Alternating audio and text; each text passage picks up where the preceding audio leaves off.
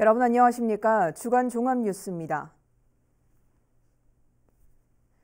충남도가 추진하는 공공기관 통폐합의 로드맵이 나왔습니다.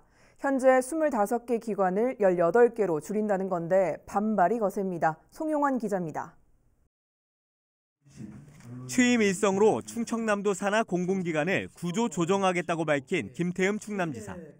2018년 이후 공공기관 5곳이 늘면서 출연금 지원 규모도 656억 원에서 914억 원으로 약 40% 증가했다며 사실상 전임 지사가 공공기관을 방만 운영했다고 비판했습니다.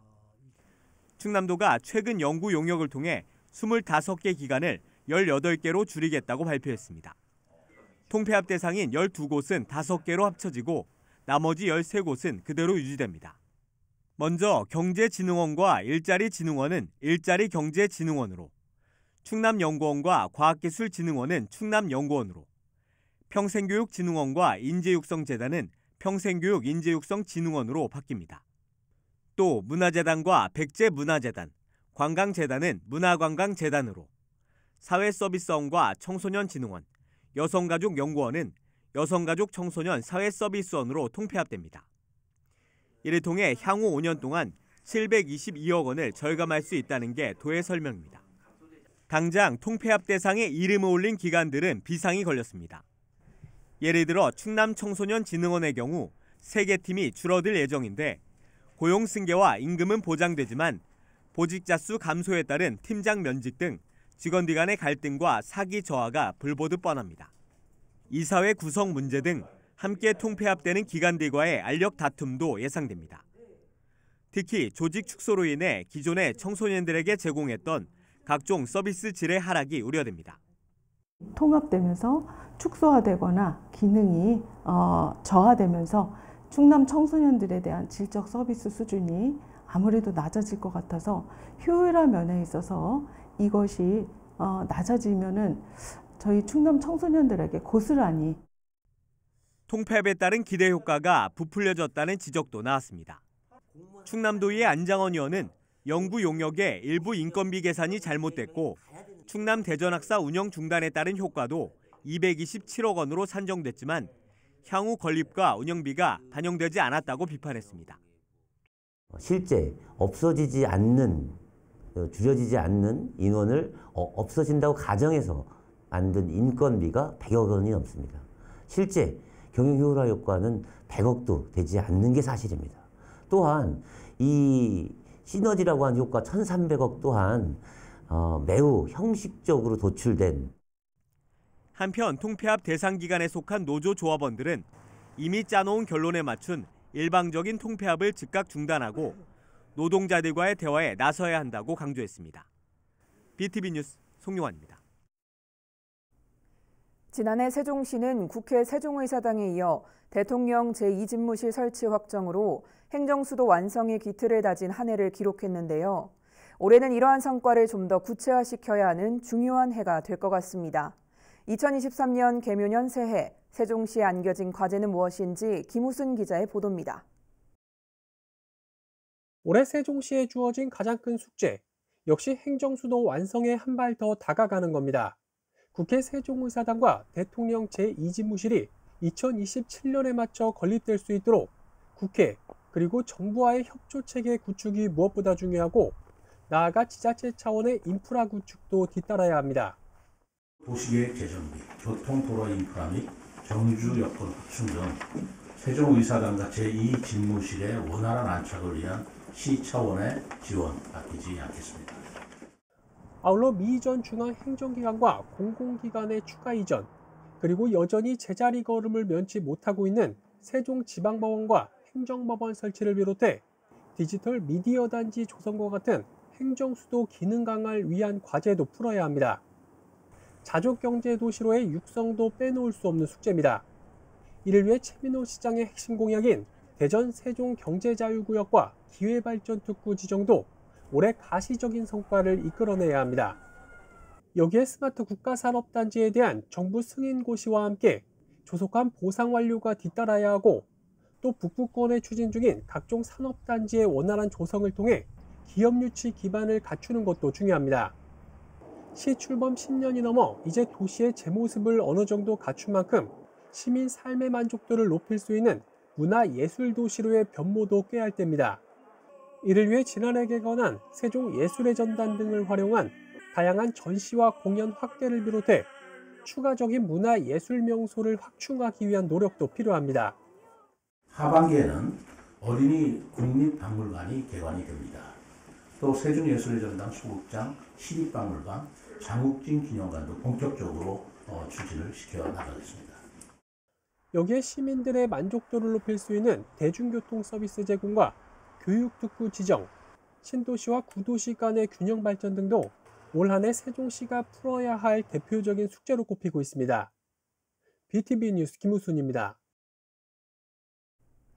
이런 가운데 행복도시 건설을 책임지고 있는 행복도시건설청이 올해 실질적 행정수도를 완성하는 데 업무에 초점을 두겠다고 밝혔습니다.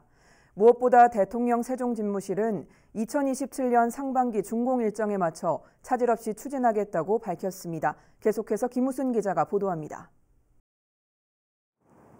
행복도시 중앙에 위치한 S-1 생활권 세종동입니다. 현재 이곳엔 어린이 박물관을 포함한 국립박물관 단지가 조성 중이고 앞으로 국회 세종의사당과 대통령 세종집무실이 자리하게 됩니다. 행복도시 건설청이 이곳 일대를 올해 상반기 중 특별관리구역으로 지정할 계획이라고 밝혔습니다. 여러 국가 기능이 입지한 구역을 체계적으로 관리하기 위해서입니다. 행정수로서의 국가적 상징성을 확보할 수 있도록 관련 제도 및 도시건설 기본계획과 개발계획을 변경하고 실질적 행정수도에 걸맞은 새로운 관리체계를 구축하겠습니다. 대통령 세종집무실도 2027년 상반기 준공 일정에 맞춰 본격 추진됩니다. 지난해 9월 착수한 건립방안 기획 연구 용역 결과가 다음 달 나오면 이를 통해 구체적인 기능과 규모, 입지 등을 검토하고 관계기관 협의를 거쳐 상반기 중 건립방안을 확정짓는 흐름입니다. 이후 하반기까지 마스터플랜 국제 설계 공모 등을 마무리 짓고 연내 기본 설계에 착수하는 것을 목표로 하고 있습니다. 올해 안에 국제 공모를 저희가 실시를 하게 되면 올해 안에 당선작을 결정하고 내년에 실시설계 착수하면 2025년 2월에 착공해서 2027년 상반기에 대통령 집무실 기준에서 상반기에 완공은 저희가 약속드릴 수가 있습니다. 다만 국회 세종의사당은 당초 목표로 했던 2027년 완공이 사실상 어려워졌다고 시인했습니다. 국회 이전 규모 등을 담은 국회 규칙 제정이 미뤄지고 있기 때문인데 대신 세종의사당이 이전에 따른 주거와 업무 수요에 대응하기 위해 6-1 생활권 누리동을 주거 및 업무 단지로 개발할 계획이라고 밝혔습니다. BTV 뉴스 김우순입니다. 민선 8기가 출범한 아산시에게 지난해는 시정 방향과 정책의 기틀을 다지는 해였다면 올해는 이를 구체화해야 하는 해입니다. 올해 아산시가 추진할 핵심 시정 계획을 김장섭 기자가 짚어봤습니다. 먼저 민선 8기 박경기 아산시장의 1호 결재 안건인 참여자치위원회가 드디어 구성됩니다. 12개의 분과에 모두 217명 규모로 이달 중 위원 모집을 거쳐 다음 달 본격 출범하게 됩니다. 위원회는 시민이 60%를 차지하며 시정 계획부터 평가, 공공문제 해결에 이르기까지 시정의 새로운 변화를 주도적으로 이끌게 됩니다. 또한 시는 올해부터 시민소통 담당관실을 새로 신설하고 시민과의 만남인 아산형통도 지속적으로 운영해 시민과의 소통도 강화할 계획입니다. 문화예술 도시로 경쟁력을 갖추기 위한 사업도 지속적으로 추진됩니다. 지난해 12월 신정호 주변 카페를 활용해 열린 제1회 신정호 아트밸리 아트 페스티벌. 올해도 국내외 유명 작가의 작품 전시를 신정호 카페 50여 곳으로 확대해 2024년 국제미술 비엔날레로 격상시키기 위한 교두보를 마련할 계획입니다. 아울러 오페라 갈라 콘서트와 같은 수준 높은 공연을 자주 기획하고 코로나로 인해 열리지 못했던 성웅 이순신 축제도 성대하게 치러집니다. 코로나19로 각종 문화공연이 긴 잠에서 깨어나 이제 활짝 기지개를 켠 만큼 365일 문화예술이 넘치는 문화도시로 만들겠습니다. 아산항 개발의 당위성을 확보하기 위한 타당성 조사 용역이 다음 달 착수됩니다. 이를 위해 올해 본 예산에 2억 원을 확보한 상태로 시는 타당성 조사 결과가 나오면 중앙정부와 지속적으로 협의하는 등 아산항 개발을 건의할 계획입니다. 2025년 제4차 국가항만기본계획 변경계획에 반영되도록 100년 미래의 초석을 닦겠습니다. 이와 함께 국립경찰병원 아산분원이 조속히 건립될 수 있도록 전담팀을 운영하고 베이밸리 메가시티 조성 사업과 연계해 둔포와 인주 등이 충남 경제자유구역으로 지정될 수 있도록 행정력을 집중할 계획입니다. BTV 뉴스 김장섭입니다. 천안시는 2023년 시승격 60주년을 맞아 올해를 위기를 넘어 다시 뛰는 천안의 원년으로 삼고 대한민국을 이끄는 중심도시 천안시대를 열겠다고 밝혔습니다.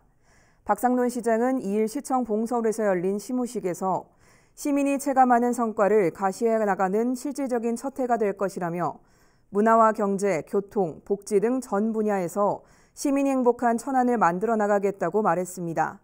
또 고품격 문화도시와 활기찬 경제도시 등 분야별 5대 역점 시책을 실현하겠다고 약속했습니다.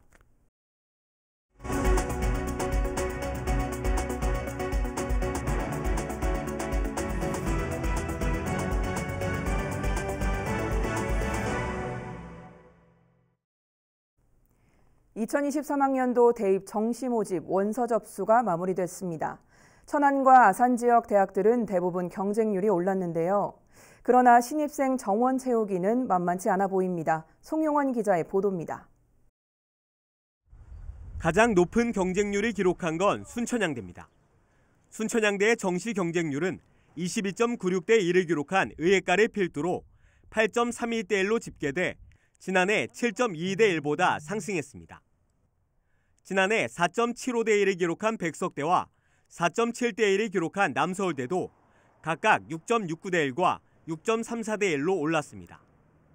두 대학은 모두 예체능 계열에서 강세를 보였습니다. 단국대 천안 캠퍼스는 5.59대 1에서 5.55대 1로 지난해와 비슷한 수준을 유지했습니다. 이어 한국기술교육대 4.85대 1, 상명대 천안 캠퍼스 4.82대 1, 호서대 4.32대 1로 모두 경쟁률이 상승했습니다. 지난해 1.77대 1이었던 선문대는 2.4대 1을, 2.05대 1이었던 나사렛대는 2.3대 1로 올랐지만 여전히 하위권에 머물렀습니다. 지역 대학들은 한 학년 등록금 면제를 비롯해 신입생 유치를 위한 다양한 혜택을 내놓고 있습니다. 그러나 수험생 1인당 3개 대학까지 중복 지원이 가능한 점을 감안하면 상당수는 신입생 정원을 채우지 못할 전망입니다. BTV 뉴스 송용환입니다. 아산시가 2023년에도 지역 화폐인 아산페이의 할인율을 10%로 유지하기로 했습니다. 다만 총 발행의 규모가 줄면서 구매 한도는 명절이 포함된 달에는 70만 원, 이외에는 50만 원으로 조정됩니다. 보도에 김장섭 기자입니다. 2022년 발행된 아산페이는 약 2,700억 원, 10% 할인된 금액으로 지난 10월까지는 한 사람당 100만 원까지 구입할 수 있었지만 구매율이 빠르게 상승하면서 시는 11월에는 구매 한도를 70만 원, 12월에는 50만 원까지 축소했습니다. 이런 조치에도 시민들의 호응을 얻은 아산페이는 일주일가량 조기에 판매가 완료됐습니다. 이런 가운데 아산시가 2023년 아산페이 발행 계획을 내놨습니다. 연간 목표 발행 금액은 약 1,800억 원, 전년보다 900억 원가량 줄어든 금액입니다. 할인율은 종전과 같은 10%가 유지되며 월 구매 한도는 개인과 법인 모두 월 50만 원으로 조정됩니다. 다만 설과 추석이 포함된 달에는 70만 원으로 상향됩니다. 이에 따라 설 명절이 포함된 1월에는 한 사람당 70만 원까지 구매가 가능합니다. 우선 1차로 1,025억 원의 아산페이를 발행한 시는 1월 1일 모바일 판매를 시작으로 2일부터는 관내 농협과 신협, 우체국 등 71개 지점에서 지류 상품권도 판매합니다. 시는 국비 지원이 크게 줄어든 상황에서 발행액 축소는 불가피한 상황이라며 발행된 아산페이가 조기에 소진될 경우 국비 지원 등 예산 상황을 보고 추가로 발행액을 늘릴지 검토할 계획입니다. BTV 뉴스 김장섭입니다. 천안사랑카드의 10% 캐시백 혜택이 올해도 유지됩니다. 천안시는 지난해에 이어 올해도 월 30만 원 한도까지 캐시백 10%를 지급한다고 밝혔습니다. 30만 원부터 100만 원까지는 1% 캐시백이 적용됩니다. 지난 2020년 4월 출시한 천안사랑카드는 지금까지 33만 장이 발급됐고 지난해엔 4,028억 원이 발행돼 지역경제 활성화에 큰 도움이 되고 있습니다. 매년 각 자치단체마다 시민들의 삶의 변화 등을 파악해 여러 정책 지표로 활용하기 위한 사회조사를 하는데요. 최근 세종시가 공표한 지난해 기준 조사 결과 가운데 눈길을 끄는 몇 가지 사안을 꼽아봤습니다. 김우순 기자입니다. 먼저 월 평균 가구 소득을 보겠습니다. 300만 원 이상 400만 원 미만 비율이 16.6%로 가장 많았고 뒤를 이어 200만 원 이상 300만 원 미만이 13.7%, 400만 원 이상 500만 원 미만이 12.6% 순이었습니다. 특히 800만 원 이상 버는 고소득자 비율은 1년 전에 비해 3.6%포인트나 늘었습니다. 다음은 가족 구성입니다. 지난해 가족끼리 떨어져 사는 분거 가구 비율은 21.4%로 2020년 26.5% 대비 5.1%포인트 내려갔습니다. 세종시로 이전한 중앙행정기관 공무원들의 정착률이 시간이 지날수록 점차 높아지고 있음을 유추할 수 있는 대목입니다.